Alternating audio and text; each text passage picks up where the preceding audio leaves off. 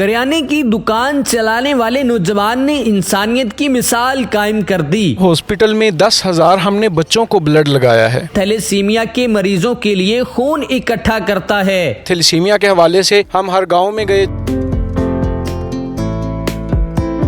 कहा जाता है कि आपने 10,000 बंदा अरेंज किया 2.5 साल में।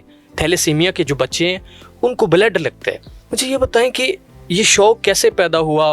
ये बड़ा एक यूनिक काम है और बड़ा मुश्किल भी काम है। मुझे ये अपनी जर्नी के बारे में बताएं। ये असल में इब्तिसाम भाई, हमने एक निजी कॉलेज है गुजरांवाला में, वहाँ पर हमने शिरकत की तो हमें पता चला ये थैलेसीमिया चीज़ क्या है।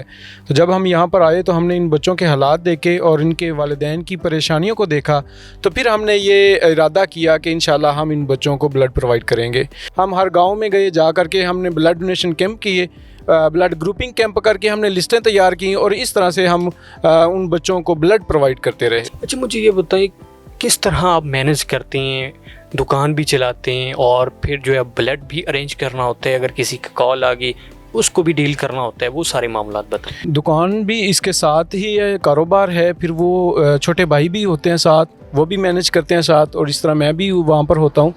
तो इस तरह से हम ज़्यादातर फील्ड में ही होते हैं, ब्लड डोनेशन कैंप करते हैं और फिर डोनर्स की लिस्टें भी हमारे पास मौजूद होती हैं जब बच्चों को ब्लड की ज़रूरत होती है। तो इस तरह से हम इनफरादी तौर पर भी जो है ना ब्लड का अरेंज करते हैं। ठीक, कहते हैं कि इब्तिसाम ने कॉल करो तो ब्लड अरेंज कर देगा। मुझे ये बताएं कि 2.5 साल में 10,000 बंदा अरेंज करना बड़ा मुश्किल है। ये गिनती में कैसे लेके आए और ये इतना बंदा कैसे अरेंज कर लिया? ये इब्तिसाम भाई, यहाँ पर हॉस्पिटल में 10,000 हमने बच्चों को ब्लड लगाया है। इसके अलावा जो हमने ब्लड अरेंज करके, डोनर्स अरेंज करके दिया है दूसरे पेशेंट को या हमने रिप्लेस किया, तो वो ये तादाद और भी बहुत ज़्यादा हो गई है। इस दौरान बड़े दर्दनाक वाक़यात भी पेश आते हैं। कभी आप किसी बंदे से आपने रब्ता किया और वो आपकी तरफ आ रहा है, आप उसकी तरफ जा रहे हैं और बाद में पता ही नहीं चला कि बंदा गया किधर चला है। कभी ऐसा भी हुआ? बहुत दफ़ा ऐसे होता है, लोग हमसे वादा कर लेते हैं कि हम आ रहे हैं ब्लड देने के लिए, लेकिन बाद में पता चलता है उन्होंने हमारा नंबर भी ब्लैक लिस्ट में लगा दिया।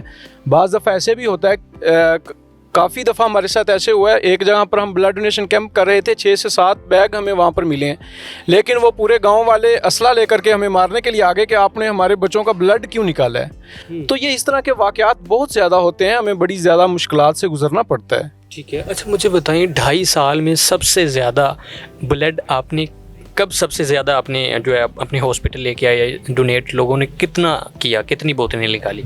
ये अभी तक जो सबसे बड़ा हमारा ब्लड डोनेशन कैंप हुआ है वो डेरा चौधरी मोहम्मद सदर अराई साहब जो कि इलाहाबाद के हैं, उन्होंने अपने डेरे पर करवाया था। वो 113 ब्लड बैग वहाँ पर हमें मुहैया किए थे। 113 सबसे ज़्यादा जो हमें हुआ है। ठीक है। अच्छा, मुझे ये बताएं कि एक बंदा है, उसका ब्लड लेना है, उसको किस तरह मुतमिन करते हैं कि भाई ये बच्चों को देना है, फिर वो मतलब कि वो बताएं सारा प्रोसेस। इसमें सांबा ये होता है कि हम जब कॉलेजेस में जाते हैं तो हम हर क्लास में जा कर के इसके थैलेसीमिया के हवाले से अवेयरनेस भी देते हैं और फिर लोगों को मोटिवेट भी करते हैं, उनको बताते भी हैं कि ब्लड देना कितना ज़रूरी है, और फिर उनको दीन के मतलब भी बताते हैं कि इस्लाम इसकी कितनी अहमियत देता है।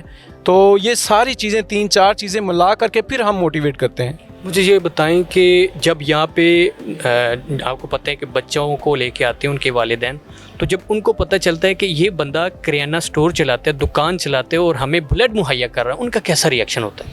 बिल्कुल जी, ये वालिदैन का बहुत ज़्यादा अच्छा होता है। वालिदैन मोहब्बत ही सिर्फ मेरे साथ उनकी इस वजह से है कि वो देखते हैं कि एक बंदा अपना भी साथ काम करे और फिर हमारे बच्चों के लिए ब्लड भी जो है ना प्रोवाइड करता है, इंतज़ाम करता है, तो उनका बहुत अच्छा रवैया होता है। कभी ऐसा हुआ कि यार मैं अपना भी काम कर रहा हूँ, वो ख़राब हो रहा है और मैं इधर टाइम दे रहा हूँ, छोड़ो यार सब कुछ, कभी ऐसा वक्त भी आया?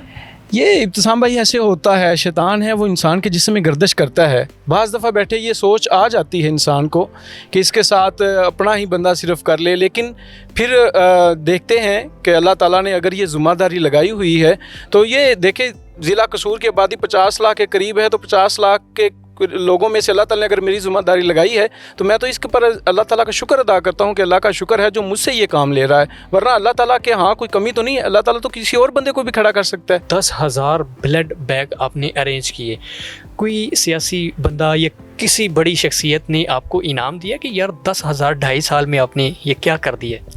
नहीं, ये इनाम के हकदार हम सिर्फ़ अल्लाह ताला के यहाँ हैं। हम सिर्फ़ ये चाहते हैं कि अल्लाह ताला हमारा ये कबूल कर ले। बाकी ये सियासी, ये बाकी दूसरे लोग, ये ऐसे नहीं हैं जिनके ऐसा कभी किसी ने नहीं किया। अच्छा, मुझे ये बताएं कि थैलेसीमिया ये असल में बीमारी किस तरह आती है और ये शुरू कैसे होती है, और इसके बारे में थोड़ी सी इन्फॉर्मेशन बताएं। थैलेसीमिया एक मरूसी बीमारी है जो वालिदैन की तरफ से औलाद में मुंतकिल होती है, जो यानी कि वालिदैन अपना टेस्ट नहीं करवाते। इसका टेस्ट है HB इलेक्ट्रोफोरेसिस टेस्ट। शादी से पहले ये टेस्ट ज़रूर करवाना चाहिए। अगर तो 2 कैरियर हैं तो वो आपस में शादी ना करें। अगर शादी करनी ज़रूरी है तो फिर वो बच्चा पैदा ना करें।